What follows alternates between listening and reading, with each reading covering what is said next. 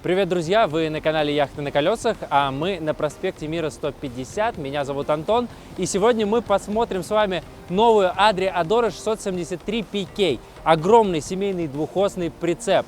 Ну, мы такое уже видели, но это линейки 2022 года, и он здесь, в Москве.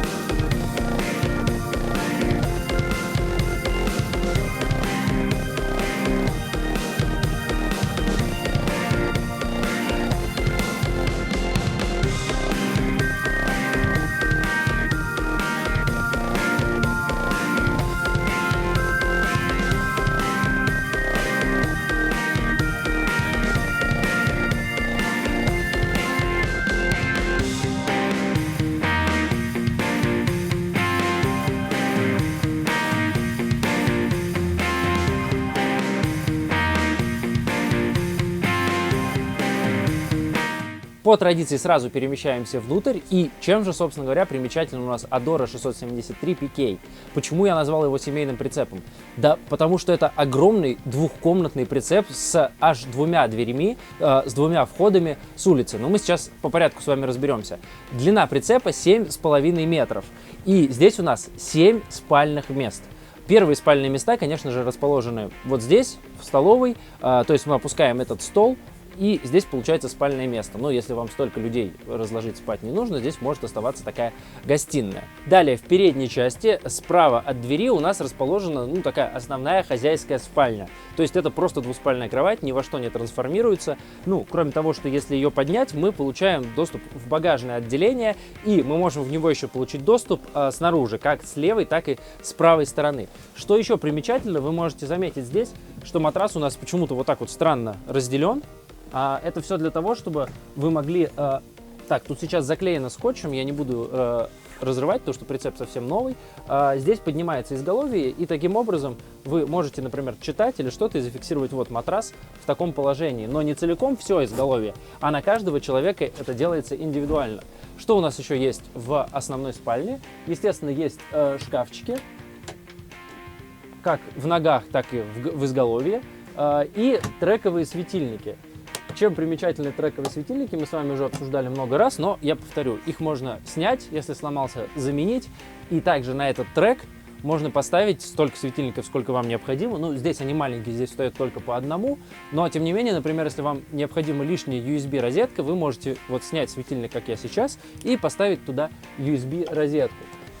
Также в изголовье мы найдем два выключателя. Один выключатель просто отключает подсветку чисто вот в этой спальне, а второй выключатель отключает подсветку в том числе и в столовой, то есть практически по всему дому. То есть только не включает треки в задней части, до которой мы еще дойдем. Но, что примечательно, если на этот выключатель не коротким нажатием нажать, а нажать и подержать, то подсветка появляется плавно, и мы можем в любой момент остановиться, то есть это такой диммер, и отрегулировать яркость этой подсветки. Вот я держу долго, и подсветка на максимум. Также в этой спальне у нас есть небольшой гардероб, чтобы повесить какой-то пиджачок, рубашку. Сейчас здесь вот лежит полиэтилен, с которого я распаковал матрасы, чтобы вам все красиво показать. И, конечно же, спальня у нас отделяется вот такой шторой. Она двигается на ползунке, на магните фиксируется, а когда мы ее закрываем, мы фиксируем здесь вот кнопочками. И вот к этой магнитке как раз и фиксируется штора. Также в ногах у нас есть еще вот такое место для хранения небольшое. Здесь у нас расположен выключатель теплого пола, отопление у нас жидкостное, Альдо. И розетка 220 вольт работает, когда мы подключены к питчу. И вот еще одна розеточка 220 вольт здесь расположилась. Окна здесь большие, панорамные, в спальне очень светло, то есть наверху у нас есть вот это полукруглое большое окно и еще одно. Естественно, все окна, кроме тюля вот этого прозрачного, закрываются вот такой плотной шторой на ночь, чтобы вам ничто не мешало. Над передней дверью у нас расположен пульт управления всеми системами жизнеобеспечения дома. Может показаться, что он сенсорный, иногда очень хочется нажать вот сюда, но на самом деле у нас для этого есть вот эта ручечка, и перескакивает вот такая небольшая окантовка, и мы можем, например, вот отключить все освещение или включить его. То есть включить его на пульте, а потом уже, если надо, нам включить дополнительным выключателем. Также здесь мы можем посмотреть температуру на улице, внутри, настроить, включить, отключить насос. Вот, например, сейчас мы его отключим, потому что бак у нас пустой. Проверить заряды аккумуляторов. И также здесь еще основной пульт управления отоплением Alde. Здесь мы выставляем нам желаемую температуру, например. Кухня достаточно просторная, есть рабочее пространство, даже когда у нас будет открыта плита и мойка, все равно место, на котором работать есть, потому что иногда в маленьких автодомах или маленьких прицепах нам всегда приходится это место комбинировать за счет того, что мы закрываем, открываем что-то на поверхностях. Так что здесь это не может не радовать. Естественно, есть электроподжиг, плита газовая, 3 огня. Также рабочее пространство мы можем расширить, когда нам не нужна мойка. Мы берем вот эту дощечку, которую еще иногда используют как разделочную, и ставим вот сюда, и у нас появляется дополнительное рабочее пространство. По ящичкам здесь, все достаточно стандартно, кроме вот этого интересного модуля. Всегда люблю, когда их делают, потому что очень удобно, они используют пространство, и все у нас на виду и под руками в этих лоточках. В остальном у нас ящик для вилок, ложек, здесь есть уже специальный лоток. Это противооткатные упоры, когда мы паркуемся, мы их ставим под колеса, чтобы прицеп лишний раз никуда не катался. Наверху просто ящик еще один, а вот в этом ящике мы находим кое-что интересное. Здесь у нас, это я уже доставал, здесь у нас вот такие вот лоточки, контейнеры, полочки. Они нужны нам для того, чтобы ставить на вот эти вот треки.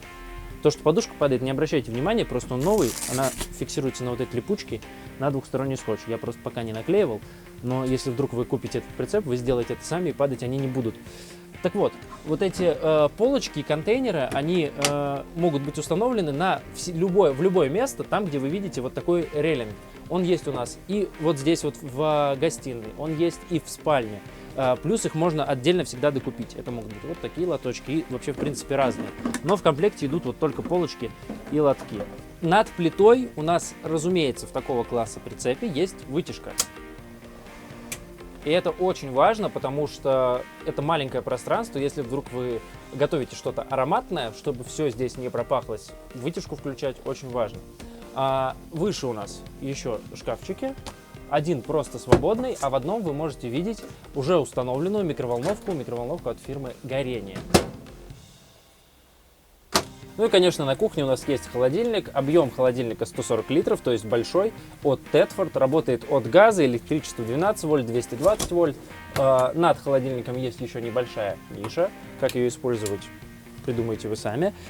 Под холодильником у нас есть еще одна такая же дверка. Нажимаем и можем туда что-то сложить. И, кстати говоря, под сиденьями, на котором я сижу, и под вторым, и под этим, тоже есть вот так. Нажимаем, открываем, дверка. Хотя на первый взгляд вообще не очевидно, что здесь есть дверка. Но поскольку система push-open, никаких ручек нет. Но я думаю, что вы пользуетесь, вы будете об этом знать. А далее у нас вот такой жесткой дверью отделяется следующее жилое пространство. Здесь у нас расположен душ и туалет. Но сначала давайте посмотрим дополнительную детскую, как я ее называю, то есть еще одно жилое пространство. Здесь у нас, по сути, вот такие диванчики расположились. Здесь очень удобно, можно просто днем использовать, сидеть, как вам удобно. Но на ночь у нас получается вот здесь вот кровать, раз, и кровать, два. Эта кровать верхняя, она разбирается, если вам вдруг не нужно. Вот эта перегородочка вынимается. Вот этот матрас тоже разбираем. Так, сейчас, аккуратненько. И вот таким образом мы опускаем эту спинку. И сюда возвращаем наши матрасы и получаем еще дополнительное, диван, дополнительное такое гостевое пространство. И тут у вас, наверное, возникает вопрос. Антон, ты же сказал, что здесь 7 мест, а мы насчитали 6. Ну, получается, в основной спальне 2 места, в гостиной раскладывается это 2 места, итого 4. И вот получается 5, и поднимается кровать 6. Где же 7-е? А 7-е, на самом деле, все очень просто. Мы выдвигаем вот здесь вот такую еще дополнительную часть, если вам прям надо 7 человек расположить. Берем вот эту подушку и кладем сюда. И таким образом вот эта кровать, у нас начинает считаться как бы двуспальной. По факту здесь, правда, можно расположиться вдвоем. Например, вот сюда в изголовье, а эту кровать мы поднимаем наверх поперек. Вот так получается 7 мест. И также под кроватью у нас еще есть ящики. Нужно нажать на ручку, она отщелкнется, ящики как бы разблокируются, и вот такие два больших ящика. Они, конечно же, у нас с доводчиками. Розетки. Есть розетка 220 вольт и совмещенная на 2 USB около кровати внизу. И также здесь 220 USB. И плюс здесь есть еще выход на антенну, потому что здесь же мы видим крепление под телевизор. И как и в основной спальне, здесь есть небольшой гардероб. Точнее, даже два. Но мы, кажется, с вами не нашли еще большой гардероб. Он здесь. За нижней дверкой у нас места практически нет, потому что здесь расположен бойлер. А вот за верхней у нас находится большой гардероб. И мало того, здесь есть одно интересное решение. Это просто еще один такой, я вам покажу на распакованном. Вот такая система хранения. Если вдруг вам не нужны вешалки с собой в пути, а все-таки приоритетные полочки, то за палку мы вешаем за крючки вот такую тканевую штуку. И здесь у нас на липучках фиксируются полки в абсолютно любом положении. То есть мы их ставим туда, куда нам надо. Вот прилипли, заразы. Вот. Соответственно, мы их ставим куда нам надо и можем хранить что-то на этих полочках. И даже наверху здесь есть место, чтобы еще на вешалку что-то все-таки повесить. Но если вдруг вам эта система не нужна, почему она тканевая? Потому что в автодоме очень важно любое пространство, чтобы оно не съедалось. Если бы это была какая-то громоздкая штука, не такая складная, она бы занимала место, когда вам не нужна. А тканевую мы легко вот складываем вниз, и она у нас, в принципе, вообще не занимает места. Ну, есть еще такая же система для маленьких гардеробов. Ее можно поставить вот, из всех, которых мы с вами видели, в любой. Ну и в задней части у нас, как я уже сказал ранее, есть вторая дверь, через которую мы можем выйти на улицу, и именно поэтому мы называем этот прицеп семейным, а эту комнату детской. Потому что очень удобно, когда можно разграничить пространство, и вот здесь будет, например, абсолютно такая детская зона, свой выход на улицу, полностью как бы свой мир. В путешествиях, в замкнутом таком тесном пространстве, что всегда в автодомах, это на самом деле немаловажно.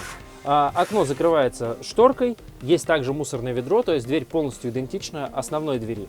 Ну и, конечно, на двери есть москитная сетка. Как на передней, так и на задней, и на всех окнах, естественно, тоже.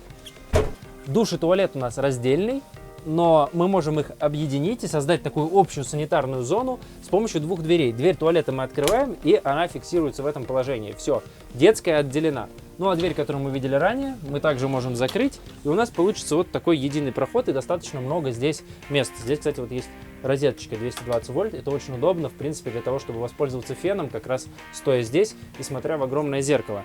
Здесь у нас туалет, биотуалет Тетфорд с электросмывом, есть зеркала, шкафчики за зеркалами и вот такая откидная раковина, которая раскладывается из зеркала, но когда мы все это закрываем, у нас получается такое единое большое зеркало, в котором мы видим себя в полный рост. Ну, а напротив у нас душевая кабинка. Она компактная, но поскольку она ни с чем не объединена, в принципе, здесь больше места и не нужно. То есть мы можем видеть, что я вот здесь помещаюсь. Мне тесно, пока открыты двери, но когда я их закрою, здесь вполне нормально можно воспользоваться душем. В целом мы с вами все посмотрели, осталось лишь упомянуть про одну важную деталь. Это медиаконтроллер.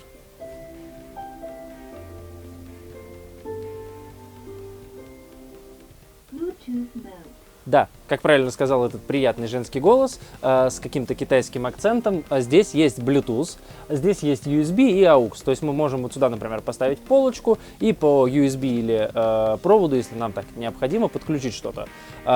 И у нас будет аудиосистема работать на весь прицеп, колонки уже предустановлены. И, конечно же, если вы поставите телевизор на подставку, которая есть также, как я уже сказал, и в спальне, и в гостиной, вы можете проводом проложить, подключить к этой мультимедиа-системе звук. Можете по Bluetooth, если позволяет телевизор, который вы поставите. В передней части у нас, разумеется, газовый отсек. Здесь ставятся два баллона. И также добавились в комплектации сразу вот такие лоточки, ящички, которые зафиксированы здесь резинкой. И, конечно же, здесь у нас есть ручка, которой мы сзади опускаем лапы, чтобы прицеп не перевешивало, когда мы по нему ходим. Рама и прицепное устройство, как и на большинстве прицепов Adrio, у нас, разумеется, Alco. Посередине у нас на дверцах замок, поворачиваем ключ и сбоку две кнопки. Нажимаем, открываем. Как я уже сказал ранее, из-под кровати в основной спальне у нас есть доступ к багажному отделению. Он большой, просторный, но стоит в дороге внимательно относиться и не перегружать там ни спереди, ни сзади, равномерно распределять нагрузку. Далее по левому борту у нас заливная горловина чистой воды, объем бака 50 литров. Ну и лючок кассеты биотуалета. Тут немножко иначе устроен замок, у нас вот одна из кнопочек, в ней находится ключ. Кассета у нас Тедфорд, разумеется, как и сам туалет. И в самом конце еще одно багажное отделение. Оно такое небольшое, узкое. В него мы также, конечно, можем получить, как я уже говорил, доступ из-под кровати в задней части, но и в том числе есть снаружи вот такая дверь, чтобы вам было удобнее грузить и разгружать какой-то груз в дорогу. В дизайне снаружи, ну и в том числе у задней стенки, я никаких особых изменений не увидел вот в этой линейке 22 года. Все, в принципе, то же самое, что нам показывали в линейке 21 года на конференции. Вот эти аэродинамические ручки, которые как бы спрятаны в общий корпус, вот эти вот аккуратные вытянутые фары. Но, возможно, если вы наш внимательный постоянный зритель, вы все-таки что-то заметили. Напишите об этом в комментариях. Ну, а по правому борту у нас, конечно, подключение к сети 220 вольт. И есть вот такой желобок, вы можете заметить. Это для того, чтобы здесь закрепить палатку. Ну, то есть сделать такую веранду, когда вы остановились в кемпинге. Ну и, конечно же, здесь у нас две двери, два входа и выпускное отверстие, решетка холодильника, который мы видели с вами внутри. Стоит обращать внимание, если вы вдруг загоняете прицеп или автодом на мойку, я уже об этом говорил и продолжаю повторять, говорить обязательно людям, которые работают на мойке, чтобы они вот этим вот под высоким давлением, керхером там или чем моют, внутрь этой решетки сильно не заливали воду, потому что особенно зимой вода может там замерзнуть и испортить холодильник. Большой двухосный семиместный прицеп Adora 673 PK от Adria мы сегодня с вами посмотрели. Я предположил, что это отличный семейный вариант, но если у вас есть другие предложения, как можно вот применить это пространство, когда у вас две двери, раздельные пространства, в каком случае это было бы удобно и применимо, пишите это в комментариях. Для прицепа, конечно же, понадобится категория BE, потому что весит он примерно тонну 800, тонну 700 с чем-то, соответственно, категория прав нужна на прицепы. Не забывайте подписываться на канал Яхты на колесах, чтобы не пропускать свежие обзоры и все новинки в мире автодомов, караванов, прицепов. Меня зовут Антон Муравьев. До новых встреч. Пока.